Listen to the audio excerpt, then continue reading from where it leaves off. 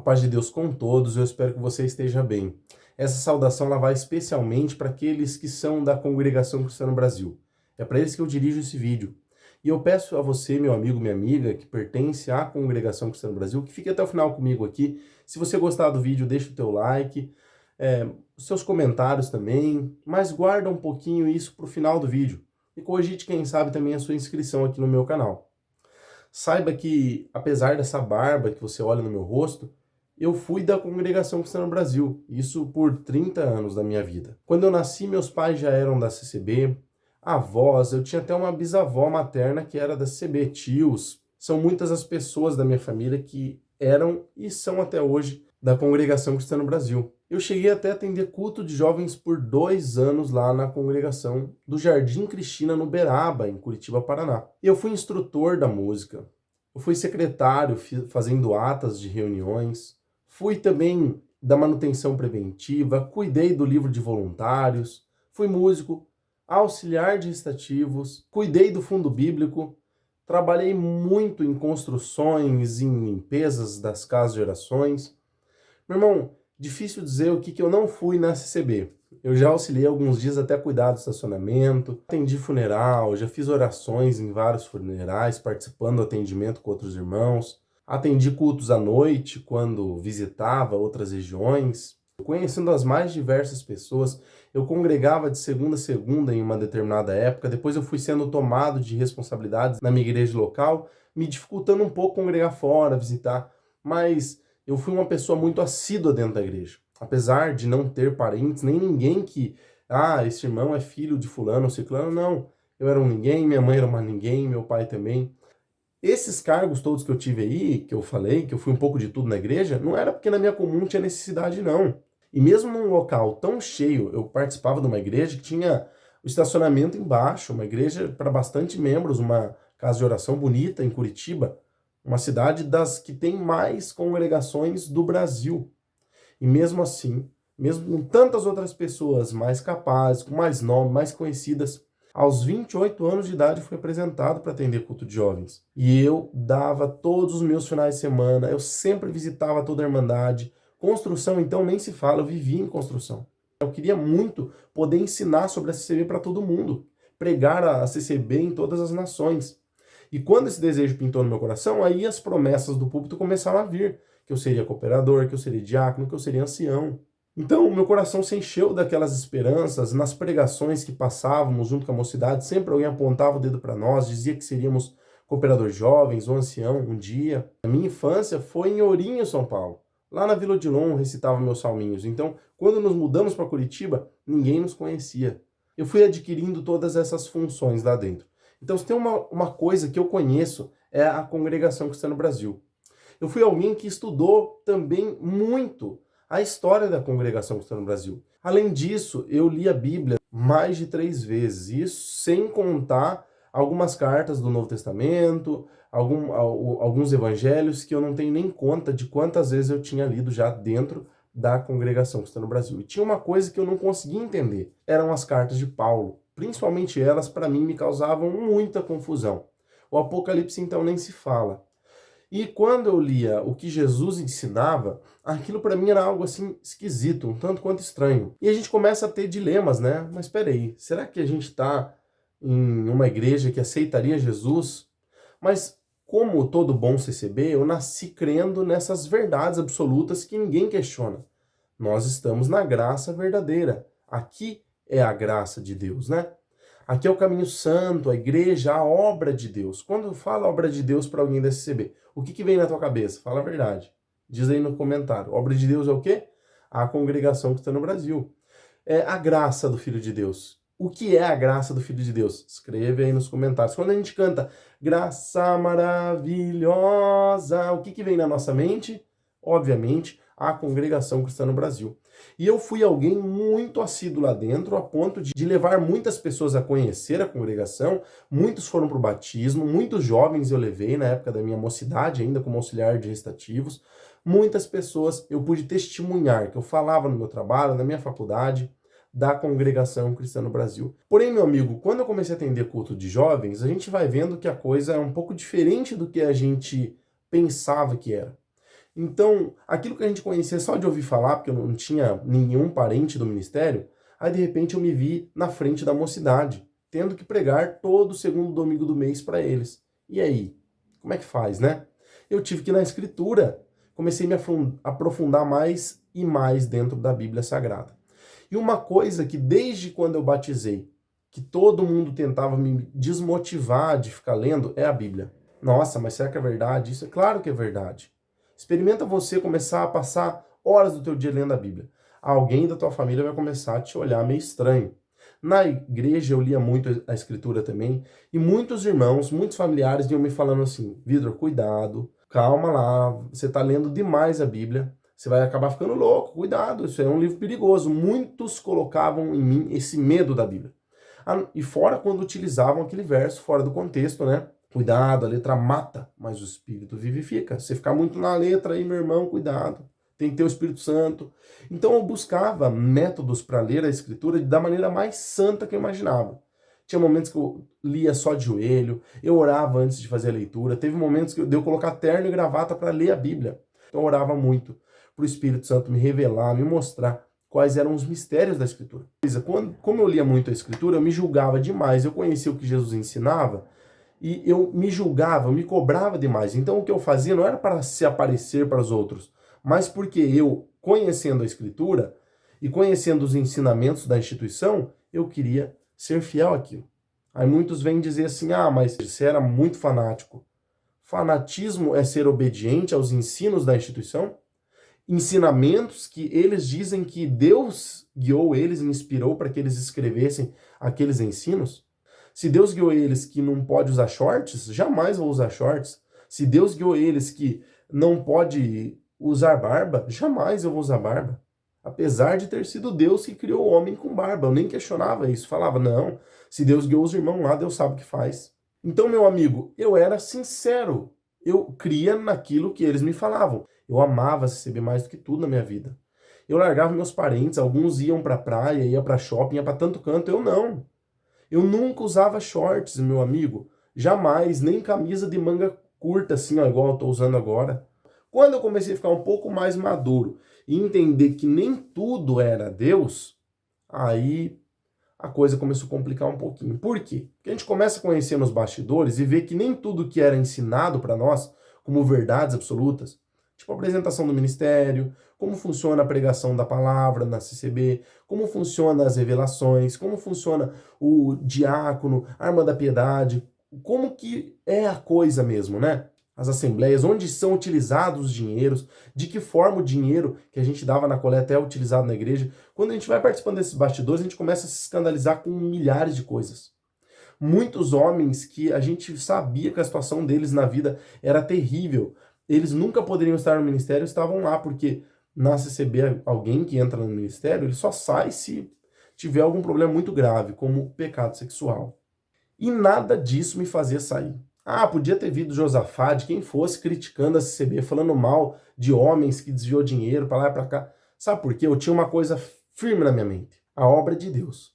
Mas o homem, ele coloca a mão na obra e cada um vai pagar aquilo que está fazendo. Então, quando alguém errava, é o homem.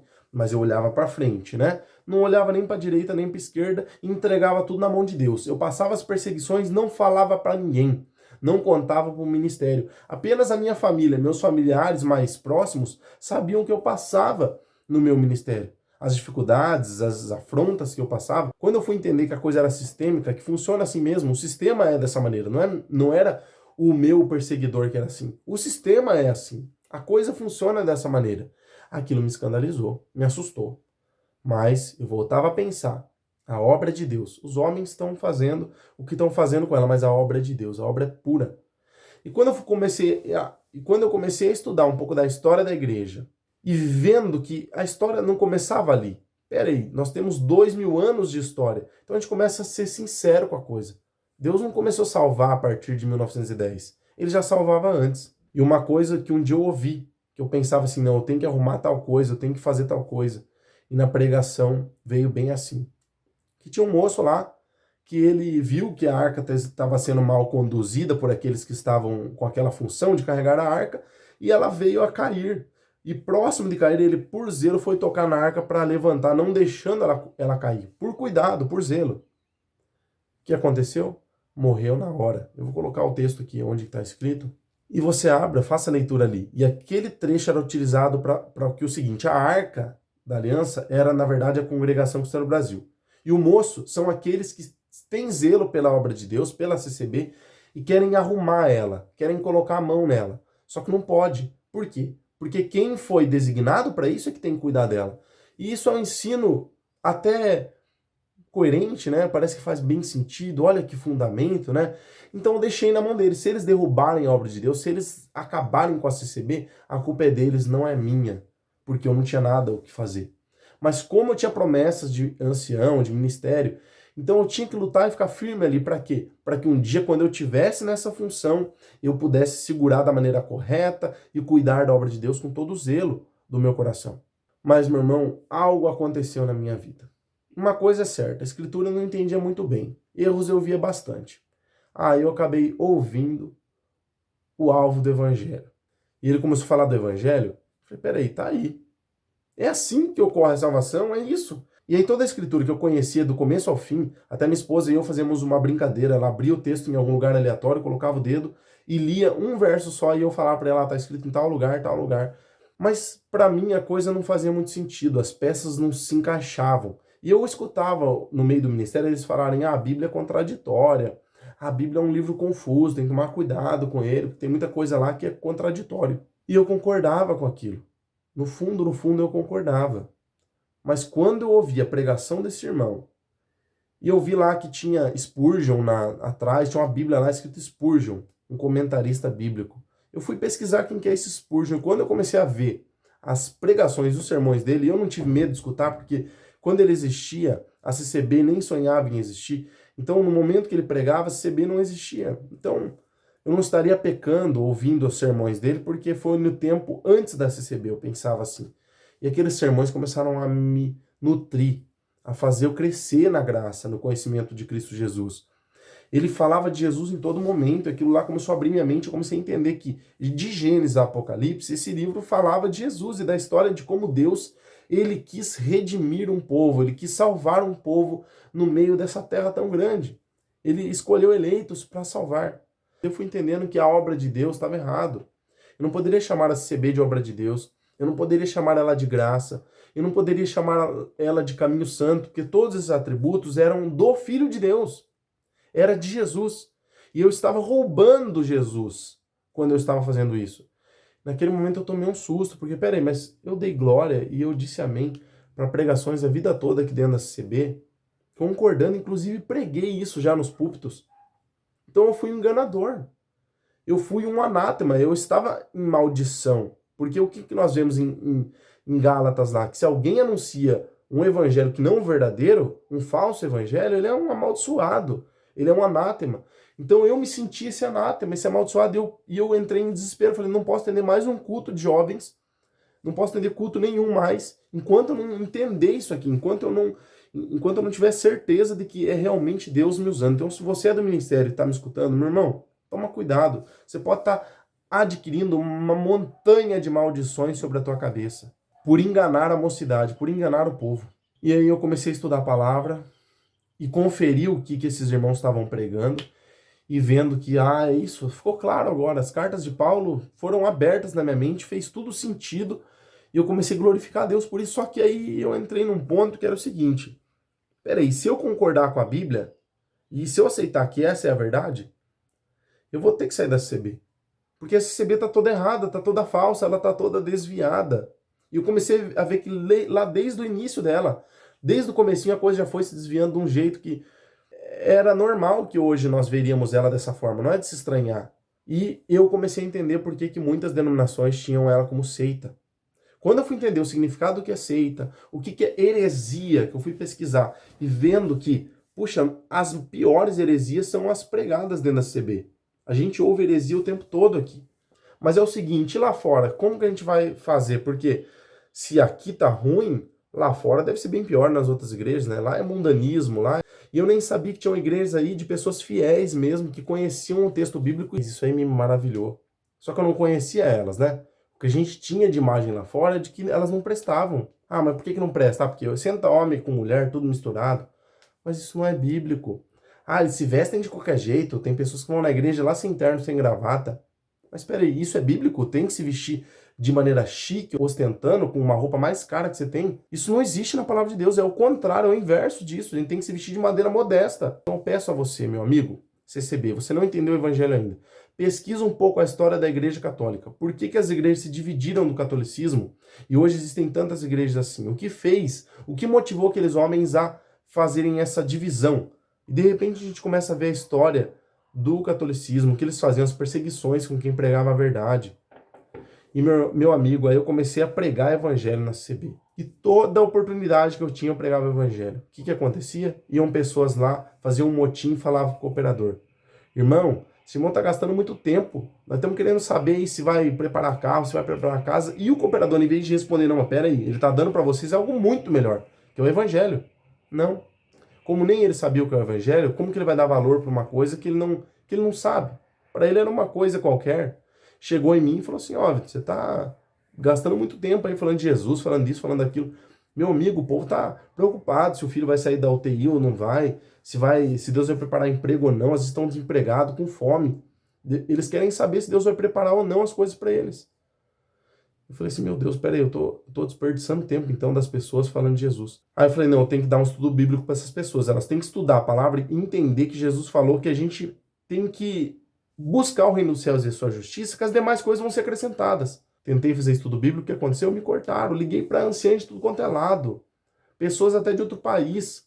Conversei com todos eles. Não pode fazer estudo bíblico. Eu fui descobrir. Isso tinha um ensinamento, segundo eles, revelado por Deus, aonde nós não podemos estudar a Bíblia. Meu Deus, isso aí eu falei: não, como assim? Meu Deus, é sério isso? Tudo bem, não tem estudo bíblico, mas não pode ter, então aí é muito pior.